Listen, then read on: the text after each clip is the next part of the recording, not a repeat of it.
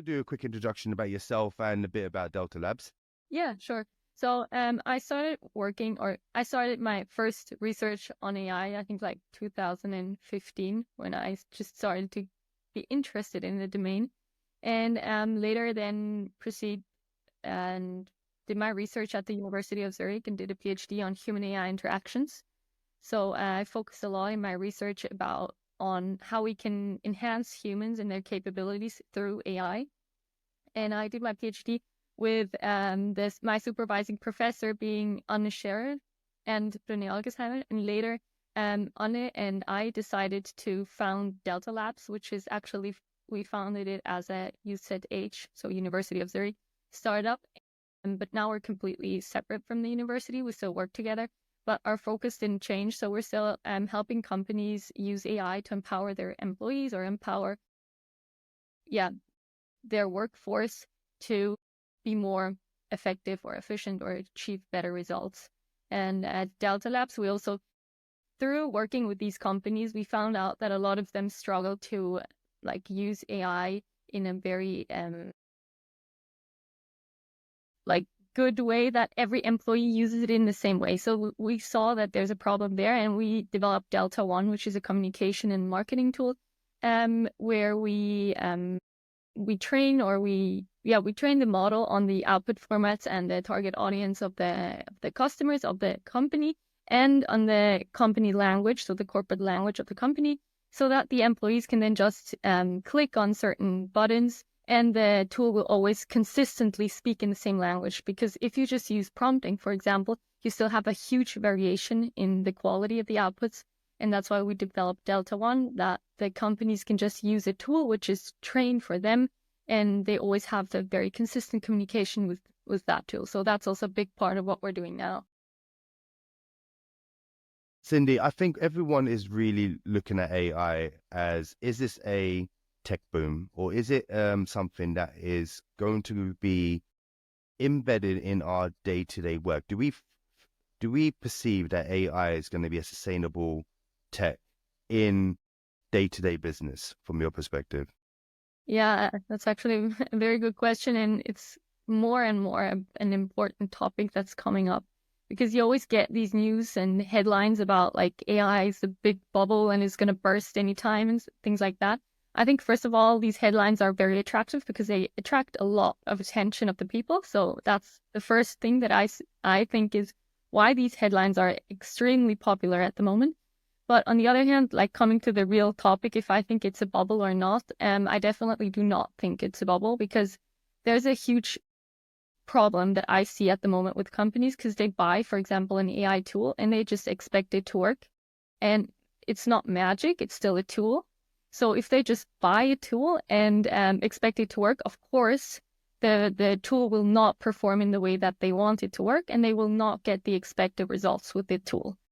And that's when sometimes you get people from companies telling you, well, it didn't perform the way we expected, we couldn't achieve the results we expected to achieve. I see the problem there, that they just buy the tool and they completely disregard the rest, the transformation that has to come with this tool.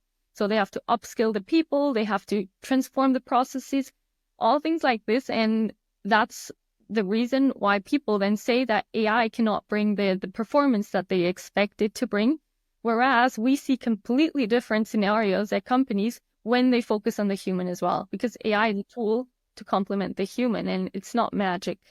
So Yeah. I think that's where the narrative of the bubble comes, because people's expectations are not fulfilled because Yeah. they don't go the full way with AI.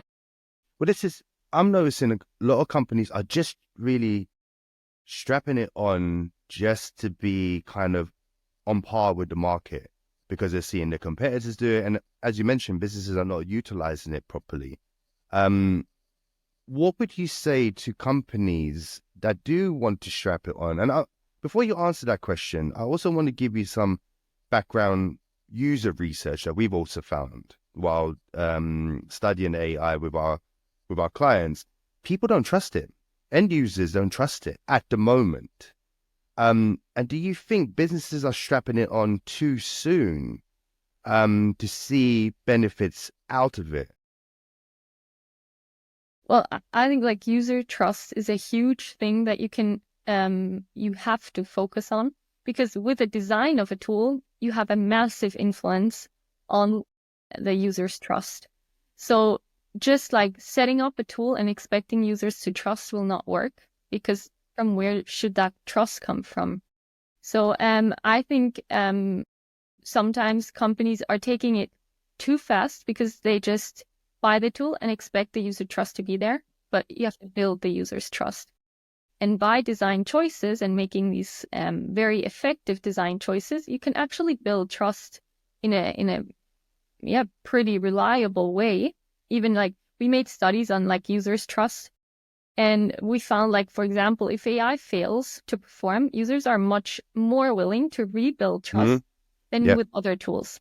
So AI has already a very good like standpoint, and people are more willing to like forgive it for some mistakes. But I still think user trust is the company's, it's very much up to the company to focus on user trust, be that the employee or the customer that's using it. I wanted to jump onto the subject about some companies have really embedded it well in some SaaS applications, and they embedded it well in people's workflows with an AI tool. And it had a better reception on the failure of the result than a company that just threw it on something like their homepage and said, hey, this is how you should optimize your perception or your use of the application, etc., etc. And I wanted to see some kind of like success stories from your side, how you've seen AI really benefit companies.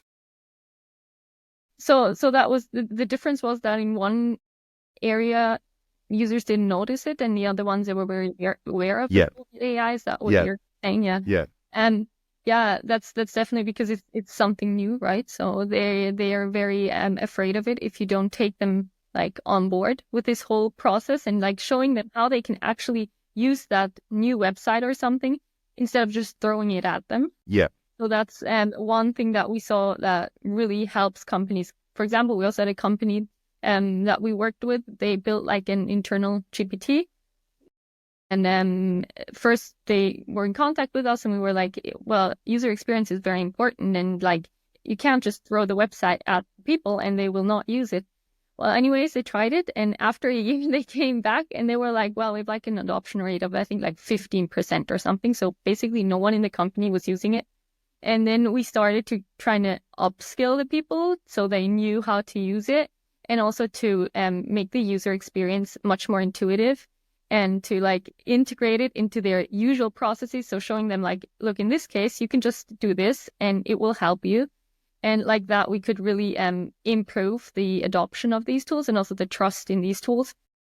Yeah, but that was just a user experience, like a minor change in the user experience and some upskilling that we did there. But like if we're talking more about like bigger success stories that we saw in companies, then it's definitely about like marketing and communication, where you see massive increases and improvement, like increases in efficiency and improvements in the outputs, where we see it like every day and where it's pretty like more or less easy achievable compared to other areas where people are not aware of how they should use it.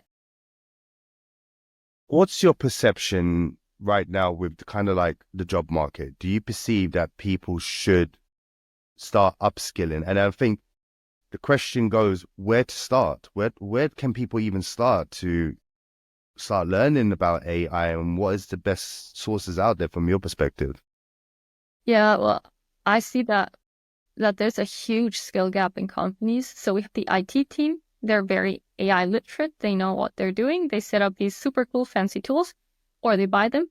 And on the other hand, we have the users, which are, first of all, afraid of AI. Many of them are afraid of AI because they fear that AI will take their job, especially in areas like marketing, communication, where you can just, automate a lot of their tasks within seconds.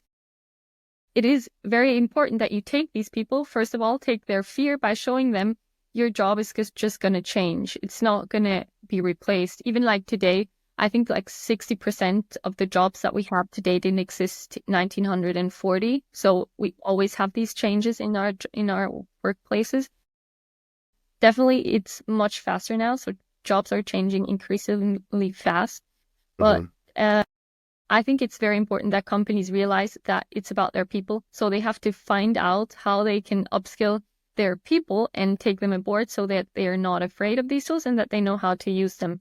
And we are always a very, very big fan of having customized trainings for their people. So just setting up like a training platform with one training across the whole company is usually not what brings the success for the companies, but you need on-job training. So showing them how they can actually use it in their jobs and how they can improve and how their jobs will change. But that doesn't mean that their jobs will be replaced, because that's not the case. It's not even that it's like just telling them things. It's not the case. But the problem is, if they're not using AI, they will be replaced by people that use AI. So they're learn how to use it. Cindy, I think being a design ops consultancy, I think one of the key things that we're looking into is how UX, or the design field, is going to be integrated into AI. And as you mentioned, people are fearful if their jobs are going to be gone. But what's your perception about the whole user experience and AI combination? So I think it's important that I'm not like a user experience designer expert. There you are the expert and you can bring much better insights into that area. What I can talk about is the user experience itself. So for the user, or some of the design parts in general, but not regarding user design. So if we look at just the user experience, we see that, for example, these large language models have a huge effect on user experience. So with like very small tweaks, just changing your language, like the company's language, to the other person, what we call linguistic style matching. So if I match my language to your language, I already increase like satisfaction of a customer. I can increase perceived closeness of the customers towards me. Processing literacy, or what it's called, no, processing fluency. Okay. I'm not sure what the exact term is, but like how fast people can process what you're actually saying. And these are things that we can integrate with large language models. So if we use those models for style matching, we already have a huge effect. Also, we also made studies on this. So for example, by matching the style that we're talking to with another person, we can, for example, reduce call times in a contact center by 20%, or increase sales by like 9%, I think it was, or engagement by 20% or something. So we made studies just showing like just switching language, and these large language models are like the perfect language tool that we have now. So if companies use that in their user experience already, it's a massive game changer. And that's also what we work on a lot with Delta One, with our tool, where we just change the language with the company and it changes the company's perception. And I think that's at the moment a very, very important part about user interactions that you can change. And when it comes to designing, I'm not a user experience designer, but like just design, I like design in general. And for example, if you know Zaha Hadid, the architects, I actually really love listening to their podcasts and YouTubes and things that they do. And because they always show how they use AI, and they're like the big architects, so the big designers.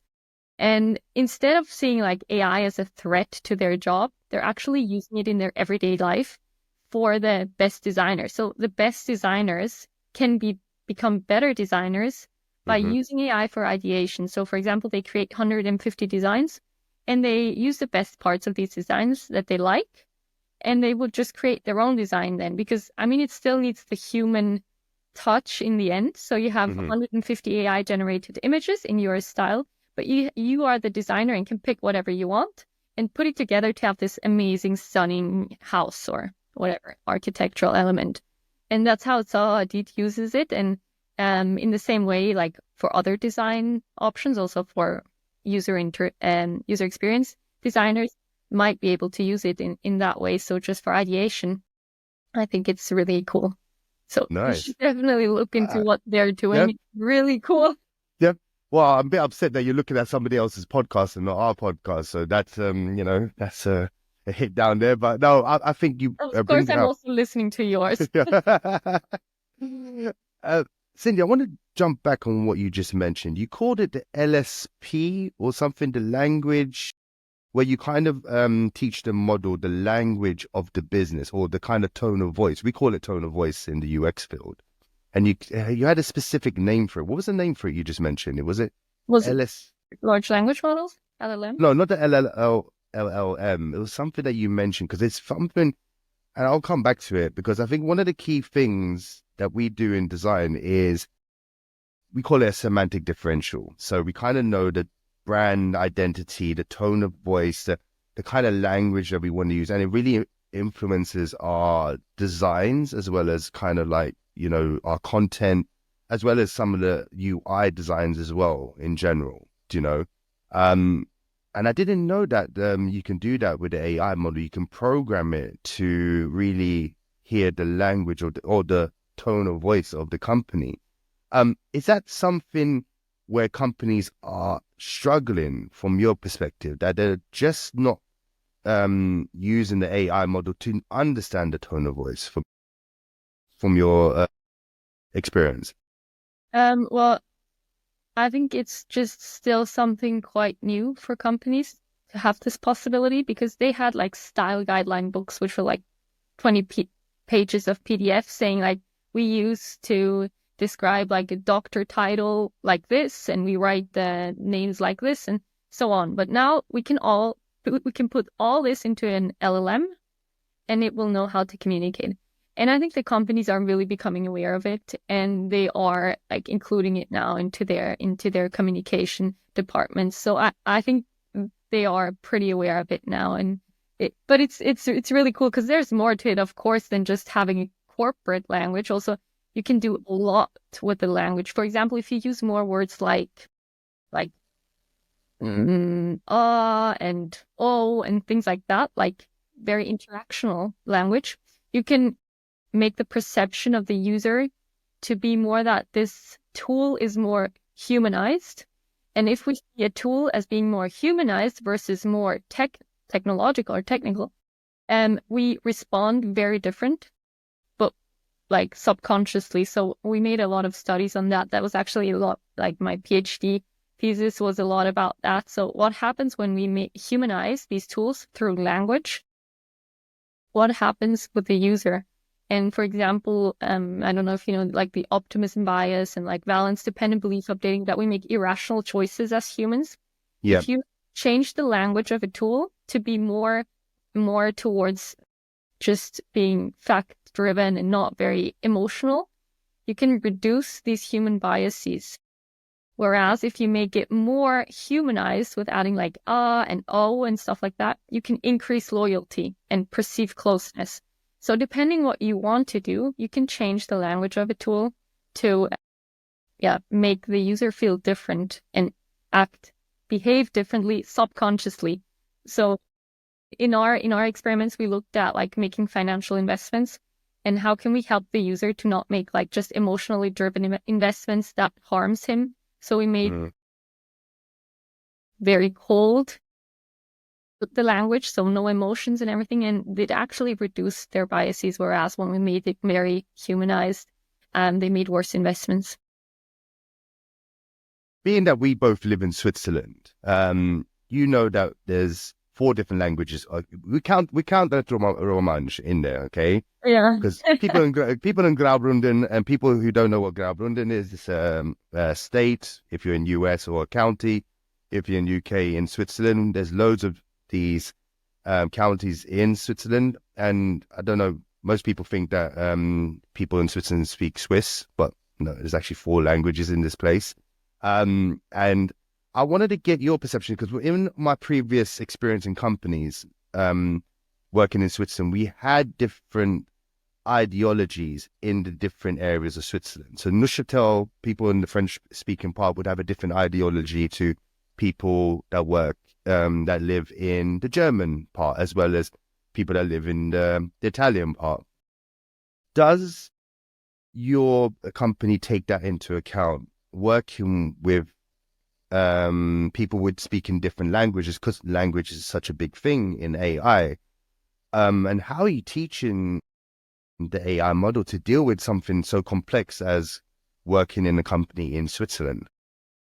You mean ideology like cultural, behavioral, or you mean? Well, language, like you just mentioned, the use of a language. And I think, from my experience, and just from my experience, especially working in an insurance field, the people in the Swiss German part would have a different perception on the language, especially if you use du compared to sie. And people who don't know this, like it's a formal and informal way of talking in German compared to the language that you would use in the French part. And how do you teach the model to learn about that sort of stuff? Like, So what's really cool is a lot of this knowledge is already in the models, the LLMs that we have today. So for mm-hmm, example, if you use GPT-4, it has a lot of knowledge already about this. So it's not up to the companies to actually like teach the model the basics of these languages. So I can just, tell it to speak French or whatever, German and everything, and it will do it immediately. So I think that's what makes it really easy to have multilingual communications within seconds that is still brand consistent, because you can have the formal version in French or in German. It doesn't really matter for the tool. So that's another point, which of course is a huge benefit of the large language models, that you can just have every consistent communication in whatever language you want. I even tried it for Swiss German. So people in Switzerland know that we speak German is our official language, but we speak Swiss German, which is still very different. And then we have like regions which speak different types of Swiss German. So I even tried if LLMs can speak Swiss German, and it's really going into the direction. So what's very new is that they understand Swiss German. And before these LLMs, there was like no way that people that didn't understand Swiss German could translate Swiss German, because no translator could translate Swiss German. So now these tools understand Swiss German, which is already a breakthrough, but they also start to learn to speak Swiss German. They're still mixing the different dialects, but we're definitely going in that direction. And once we can use even like Swiss dialects to speak with our customers, it makes it again, opens new doors again, it was never possible before. Like it was always like our secret language, or to me, yeah. no one could translate it, but it's no longer a secret language. It is. It is. I've been here for 10 years now, Cindy, and I cannot speak a word of it. German I can get by, but Swiss German, ooh, it's a real struggle. And I think it's, as you mentioned, it is your own language. Everyone has different dialects in the different areas. So yeah, I just don't bother. Because even when I speak German, they speak English back to me. It's a common thing here. Everyone knows that if you try to speak German to anyone in Switzerland, they will answer back to you in English, because really? they can always hear the English, especially in my accent. So yeah. Oh, Enjoying the content? Don't forget to subscribe to our YouTube channel and follow us on LinkedIn, TikTok, and Instagram for more updates. Your support helps us bring you even more great content. Now let's get back to our podcast. I want to take a switch on the conversation. I think one of the key things I wanted to get your opinion on is, how are businesses going to design for growth with AI? Where do you think it's going? yeah. So where I definitely see like the biggest potential at the moment in companies is communication and marketing. Mm-hmm. Yeah. There, it's really about creating much more efficient solutions and much better solutions. So there we can really increase sales, for example, by customizing it to the users. So I think there I see huge potential at the moment in that department, but also like in product development, in all these areas. Actually, I think there's very little areas in companies where I would say, well, AI is not that good yet. So, or you can use AI. I think not using AI anyway is not, but I see a huge potential in basically every area, but especially in marketing and communication at the moment, because of this generative AI boom that came. And I think companies can really, if they are conscious and know how to use it and have a strategy in a company, they can really jump ahead of other companies now. We live in the banking capital of the world. You know, everybody knows Switzerland for being the banking capital. Do you perceive that AI would, I mean, I hear about it, that people are in that field using it, but what's your perception that banks start to embrace AI into their platforms? That's a question Hard one, isn't it? Hard one. Very, it very is hard a one. hard one, but it's also one that I focused on for a very long time because my master was actually in finance. And that's Okay. what came to AI because I started to look at AI in finance. Mm-hmm. And it was because exactly of those irrational decision making that Mm-hmm. I was extremely interesting because I looked at I looked at reports about the financial crisis, 2007. And they were like, well, the tools showed you shouldn't do this, but people still made the wrong decisions. So, Mm-hmm. and then I started to look into how can these people or banks use AI as an advisor for their own employees to improve their decision making. And there we actually found that like if banks use AI as advisors, it has a huge effect on their investment decisions, but also on like, of course, analyses, investments, forecasting, all Mm-hmm. the areas, which is nothing new. But the new part was really about the human factor that we found, like how much it changes if these bank employees do not have a human consultant or advisor, but an AI advisor. I think that's a massive possibility for banks, but also, of course, in customer interactions. So if you have more the ultra high net worth individuals, so the people that want a very, very good service for a company, Yep. Yep. that's where you will still need the human advisor. Absolutely. Absolutely. There, the goal is to have the human advisors, but these human advisors only have the time for them because they're freed up of all the administrative tasks and of all the repetitive email answering, things like that. So they also need it more in the back office. And then if you come more to the usual question answering things there, of course, we can work with some RAG systems, so some chatbots that have like a database in the back. And so I think there's like a huge potential from interacting with customers to also supporting their employees and also employee training, things like that. But that's specific to the banks. But in any case, you will need the humans, but the humans will need AI to be successful. AI just started the music it created for our company. So everyone, if you just saw like a little edit there, we just had a technical issue where Cindy's kind of AI just went out of nowhere, like literally started playing what did you say, your theme music? Like our company music. Your company music, is that like your brand music, yeah? Yeah, well, we with Suno, you can create your own songs within seconds. So we created a song for Delta Labs just for fun. And I don't know, AI just decided to play it now because it wants. No, nice. I'm gonna put that in the end reel. I'm gonna put that blooper in the end reel. So, where were we? Let me get back to this.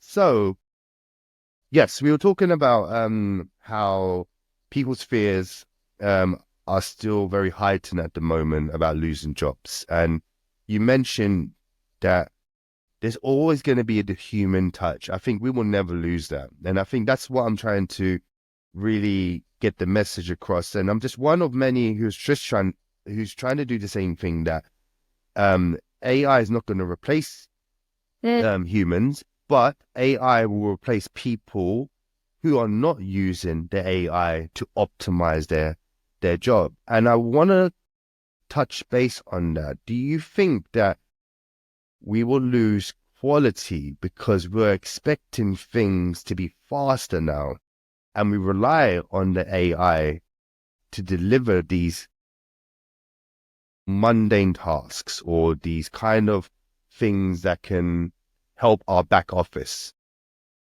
Do you think we will run into the society of delivering just speed over quality? No, definitely not. Because even now, like when we're talking about these chatbots, for example, at the moment, when people have to answer these routine questions, they don't have the time to answer them with enough like empathy and everything to like satisfy the customer. And also it's boring, if you answer the same question 20 times a day, no person will really feel that their job is what they want to do for their whole life. So we're actually just optimizing, for example, that area. And there's already studies that show that when we use, for example, RAG systems for that, so chatbots, we can increase the perceived empathy of the user by 10 times. So an AI system is perceived as 10 times more empathetic compared to a human advisor, or like 4 times better. So I think we are improving the quality already, like the experience. But also when it comes to doing tasks like together, I think it's more about having better quality in the end. So we're freeing up people to do from these mundane tasks. But on the other hand, we're giving them time to do the things that they're good at, like, and really perform there where they can achieve something. For example, think of a doctor. He has nothing, like a patient that just has to get his, blood work done and just get the results and stuff. There's not much a doctor can do about that. So you can just, for example, give that with the bot, or AI can give that result and explain the results. So just have like a report. AI can just write this report for a patient. But on the other hand, the doctor has time for patients that really have big issues. For example, if you have cancer, you need a doctor that has time to talk to you, and you just need this human reassurance and this human touch. And at the moment, doctors don't have time for that, because I think they have like 10 minutes per patient, because there's no other way at the moment. But if we can have AI to take these or do these tasks that there's no big benefit in doing it like when a human does it, and on the other hand, improve the areas where you need a human, I think we get better quality in the end, and we can be more efficient. I've always found that, those two industries, especially those two industries, banking and medical, are very, very slow in uptake of new technologies. Yep. And especially in the medical field, especially in Switzerland, they still do everything by paper. Yep. It's still paper driven. It's still slow mail or snail mail. And do you perceive that AI will creep into those industries as like a main factor in their day-to-day work? Yeah, there's no other way. I mean, we cannot keep up with this health system the way it is. There must be efficiency increases. On one hand, the whole administrative thing is just completely inefficient. We need to have AI, for example, to write reports and do all that things. I mean, I have someone in my family that's a surgeon, and when I hear what he does the whole day, I mean, first of all, they're under huge pressure. They do not have time for their patients anymore. It's just impossible for them. And on the other hand, they have to do tasks like write a report. I mean, come on, like we're in 2024. Who writes a report by hand nowadays? I mean, okay, they use a computer, but still they're typing in their report.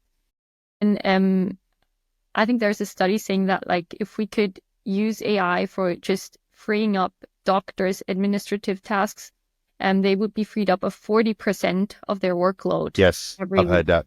So imagine we would almost have double the capacity in doctors all of a sudden by using AI. And then on the other hand, of course, like in diagnostics, like radiology is one area AI is very strong. So there, I think we will need less radiologists, because like still AI and humans results in the best results, or gives the best results. But still, we will most probably not need that many radiologists anymore. Yeah. I have a friend who's in the doctor field in Switzerland, and just so everyone knows, the medical field in this place is amazing, or the treatment in this country is just absolutely amazing. But we pay ridiculous money for it. So just as anyone wanted to come over to Switzerland, just remember that your health insurance is going to sting you every single month, but it's well worth it. Well, definitely well worth it. I'm from England, so. Yeah, I mean, it's definitely amazing, but I think it's like I don't know if we will have doctors in the future if they have to work the way they have to work now. Yeah. It's insane. And I don't know how a human can do that. I mean, I couldn't do it. And I think I admire everyone that does it, but Yeah, it's not healthy and it's not a way to go in the future, I think. absolutely. Even if you pay a lot, it's still not enough. Yeah, it's true. And our health insurance is just increasing by the minute, but that's a different topic completely. I want to backtrack onto the subject about Delta Labs. You mentioned that you're really focused on the marketing and communication side of the AI. And this is a big thing for UX professionals. What would you say to people who are in the marketing or working in the UX UI field in that marketing sector? What would you say to them about how to use AI in their day-to-day work right now? Mm-hmm. What best advice would you give? So, I'm not a person that most probably will give the best advice to designers because I'm not a designer. But Yeah, absolutely. about like some just in general like designing products. So definitely use AI. So that's a very extremely important thing that people get literate about how to use AI, that they understand what the metrics mean. For example, especially in user experience design, there you have a lot of metrics. It is important that you're aware of what they actually mean, because there you need a lot of humanness again to understand what that person might feel that he behaves the way he does. So you get the metrics, but then you need the human aspect as well. So it's very important that you know what AI can do well and what not. You understand the metrics, and also that you're ready to use it, you're willing to use it, and you're willing to learn, and you're always like willing to change the way you work. I think that's extremely important because things change, our work changes, and if you're not willing to use AI or at least try to use it, I think that's going to be a big problem for all employees. So my piece of advice is try to use it in your everyday life. Just experiment with it. Try how it can help you. And just by using it, you learn so much about what it's good at and what it's not good at. So I don't know about the exact tools user experience designers use, and I cannot tell you which feature you should use, but just try to use them and you will learn how to best to use them, because everything is so new. You still have the chance to become an expert at everything. Yeah. That's a really cool aspect if you see it like that, instead of just like putting down everything that's new. So that's my biggest piece of advice. Just be open and learn. Nice. I think my 2 cents on that is that we're just moving so fast. We are really, really moving at such a hyper speed pace now with this technology. And I'll give you feedback what I've heard from people just speaking to so many people on the podcast. They feel like they're going to learn something, and then in the next month, it's going to be outdated. Yeah. You know, and we've just heard the release of the new ChatGPT. Was it 4.0 that just came out? Yeah. And people are like, well, what do I need to do to start learning that? And this is where a lot of fear is happening, because especially in the design field, and obviously I get that you're not a UX designer, but what UX designers in general are constantly having to learn new stuff, learn new things. And now they're throwing the AI into it, and they're finding they just can't keep up with the speed it's moving at. Like, what would you say about this? Yeah. I think the new model that came was Strawberry, or it was a bit earlier because I did, but just not that I'm saying anything wrong. Yeah, okay. But yeah, to me it's the same, because I hold a lot of like keynotes and things like that. And every time I hold a keynote, I can basically just replace my slides because everything changed within a few weeks. Not like everything, like the basic state, but you have more advances. So I think keeping up to date is really a huge challenge. And I just saw, I think, a quote that it's like the half time of skills have reduced to be like, I think 5 years in regular jobs, and I think like 1.5 years in like tech related jobs. So imagine how fast things are changing. But I think it's just important to, for example, what I do is just read a lot of newsletters. Mhm. So I subscribe to like 5, 6 cool newsletters you like, and always read what like some are more domain specific that you might subscribe to, more some are more general, and just in the morning quickly read like the latest updates and things like that. I think that's my recommendation, but like trying to keep up with everything is just absolutely impossible unless Yeah.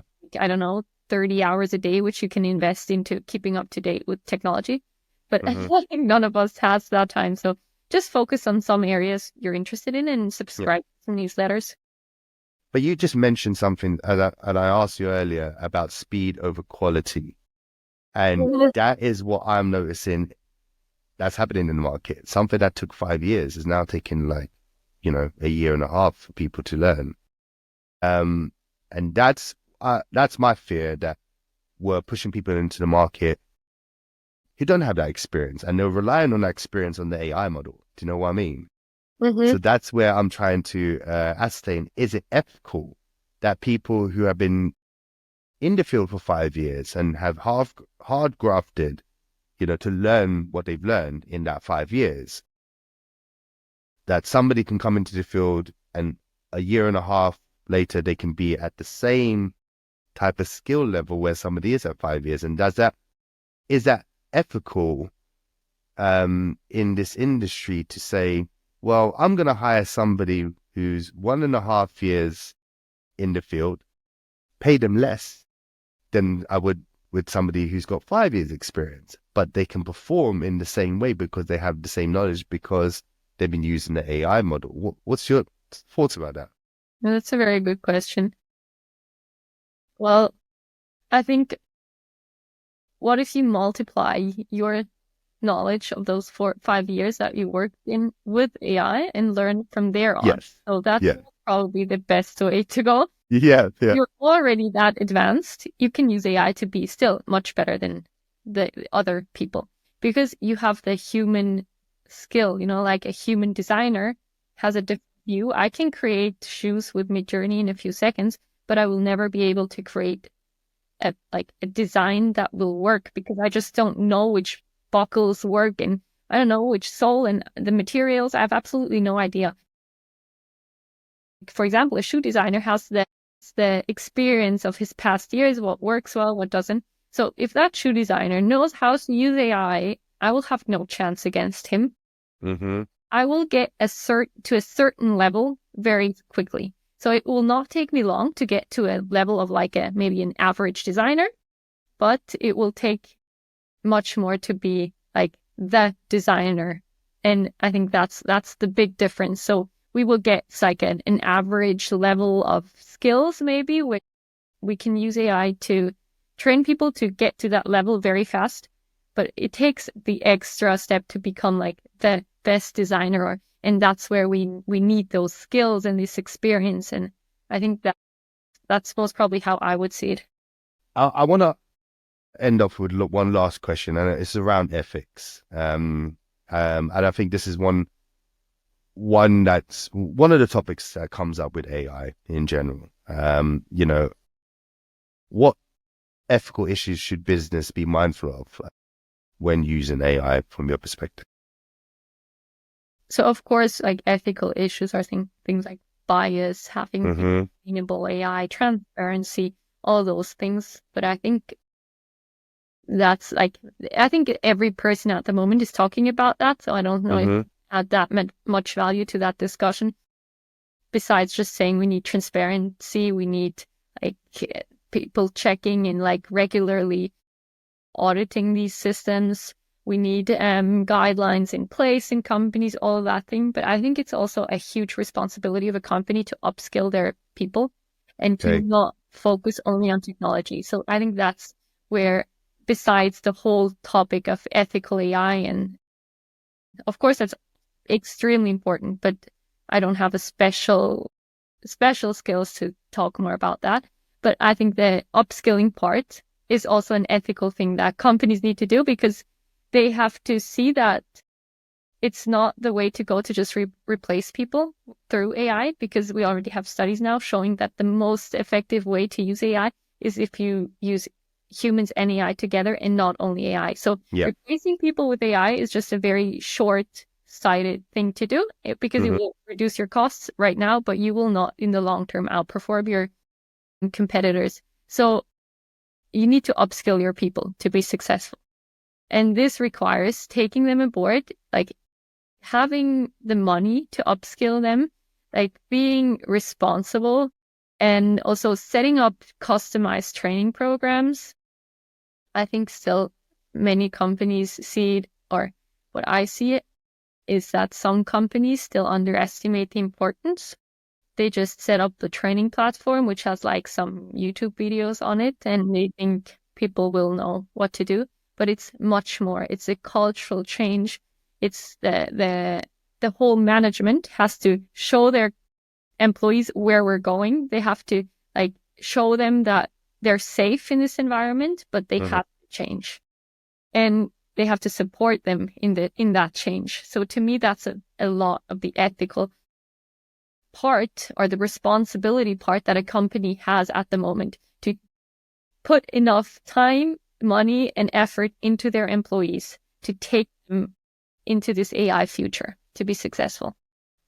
Cindy, I wanted to say to our audience to reach out to Delta Labs. And what would you say to the people who are listening to this podcast? When would be, or how can you put it, what would be the right time to reach out to a company like yourself? Well, actually yesterday, because I should already be on the road with AI. No, of course, as soon as possible. I'm not saying they should like only reach out to us. I'm just saying companies need to engage with AI and set up their AI strategy as soon as possible if they haven't started. Also with guidelines, I mean, it can become a pretty critical issue if you're not setting up any guidelines and all of a sudden, I don't know, your company details are leaked through ChatGPT because the employees didn't know that you cannot paste private information into ChatGPT, things like that. So it's not only about being like active, but it's also about like making sure you're not falling into these problems by just being passive about the whole AI advancement. So as soon as possible, set up an AI strategy, upskill your employees, and start with pilots. So within a company. So I think it's not about waiting anymore. And would you say that that's what Delta Labs would help companies with? That you would set up a governance framework, that you would set up stuff for them, and also you would help in many different areas such as marketing and communication. Would you say that's the right time for companies to reach out to yourself and to Anne? Yeah, definitely. So at Delta Labs, we're helping companies along the whole AI journey. So from upskilling, the very beginning, setting up their strategy, all this, to implementation. Through our experience now, we have seen that very many companies, the first pilot that they can do is in marketing and communication. And there we have set up Delta Labs, Delta One for Delta Labs, our own tool, but we're also working with helping them implement their own tools. But so definitely we help them along the whole AI journey. But we have also Delta One. So if they're interested in any AI communication tools, I would highly recommend Delta One. It's also based on our whole linguistic research, especially Anne. She was an assistant professor before Delta One, and she focused a lot on language. So I'm very lucky that we can work together, because we could build all this academic knowledge into our tools and all this research. So we really see pretty good results with company when they use Delta One. And we also support the companies in the end. You know, it's not just like we sell a tool and then we're gone, like many other companies, but we really help them to use it, because our goal is to have success, or to help the company succeed with AI. We're very human focused and human centric AI consultancy. So for us, it's not only about a tool, it's about having success by empowering their people. That's brilliant. And I think that's what I see a lot. People just throw the tool and then gone. And for you to give that support and give that help in migrating to the AI tool, upskilling. That's why I really wanted to speak to Delta Labs, because I think your ethos and your way of thinking and how you're working with companies is something that resonates with, especially our company, because we do the same. We try help and not just throw in the process and say goodbye. We kind of get that human touch and say, how is it going? And I really like that Delta Labs does that. So I'm looking forward to how things progress, and would love you to come back on the show again and speak about AI. Probably in another year, we'll probably have two AI speaking to each other, and it won't be us on the podcast. It'll just be them two. So, Cindy, it's been an absolute pleasure to have you on the show. And I am really looking forward to how Delta Labs expands, and really in the Swiss market. I'm looking forward to how your team is really going to make an impact in the AI culture here. Thank you very much, and same goes to you. Thank you for having me, and it was a pleasure.